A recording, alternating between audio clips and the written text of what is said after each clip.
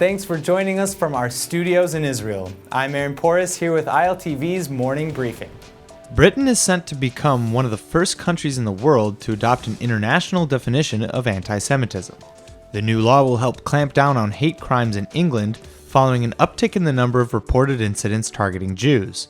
Recent statistics in Britain found that there has been a 61% increase in anti-Semitic crime just over the last year. The measure, using a definition adopted by the International Holocaust Remembrance Alliance, or IHRA, will make it harder for people to get away with discriminatory or prejudiced behavior. Until now, these actions were possible because of unclear or differing definitions of what exactly anti-Semitism actually is. It was adopted in May as a non-legally binding working definition by the group's 31 member countries. These countries include Britain, the US, Germany, Canada, France, Spain, and Israel. Prime Minister Benjamin Netanyahu says he is not concerned with charges of racism or anti-Semitism leveled at President-elect Donald Trump and his associates.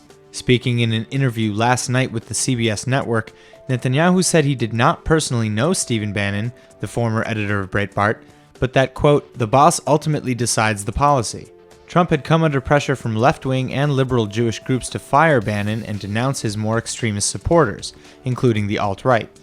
Netanyahu said that while he would always denounce anti-Semitism, he did not feel worried about Trump or his inner circle, and that Trump has already spoken out against anti-Semitic rhetoric. Netanyahu added that he knows Trump's attitude towards Israel, towards the Jewish state, and towards the Jewish people, and that for God's sake he has Jewish grandchildren, he has a Jewish daughter who converted to Judaism.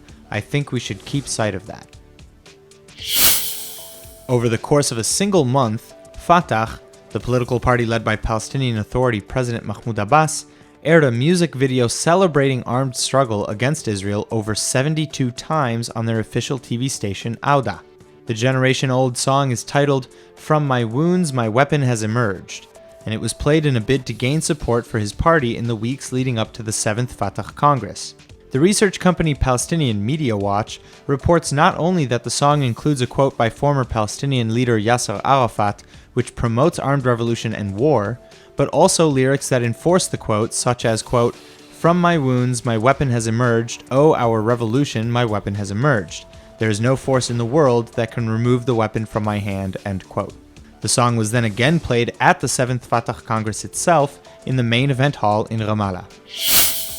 Health Minister Yaakov Litzman is urging the Israeli public to refrain from eating sufganiyot, the round jelly donuts that are a traditional treat during the holiday of Hanukkah. Speaking at a conference on the healthy lifestyle, Litzman urged the public to avoid eating fat-rich donuts, and that it is possible to find a healthy alternative to donuts. The call to lay off the pastries is part of Litzman's overall continuing campaign for a healthier eating lifestyle. Litzman introduced a plan several weeks ago for new guidelines to improve nutrition. The plan entails requiring food to carry a green or red sticker indicating whether they are considered healthy, and a health risk linked to the ingredients. Litzman had previously banned the distribution of shoko, a sugar-filled sack of chocolate milk and a cultural staple at Israeli schools.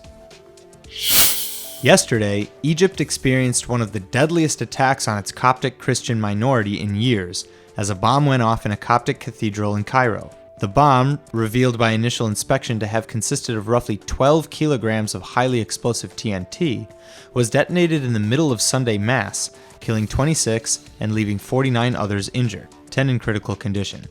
No group has yet claimed responsibility for the attack. Immediately following the terrorist attack, dozens of civilians and protesters gathered at the scene to show their solidarity, and Egyptian President Abdel Fattah al-Sisi declared 3 days of national mourning, stressing that the government would be harsh to the criminals responsible. Israeli Prime Minister Benjamin Netanyahu said in a statement that, quote, Israel condemns the reprehensible terrorist attack at the Coptic Cathedral in Cairo. Israel shares in the grief of the families of the victims and of the Egyptian people. We must unite forces and fight terrorism together, end quote. This is the second terror attack in Egypt within just a few days. Last Friday, an explosion went off at a security checkpoint near a Cairo mosque, resulting in the deaths of 6 policemen and the injuring of 3. That's all for now. I'm Aaron Porras, and see you later with our main daily broadcast from Israel at 2 p.m. Eastern Time.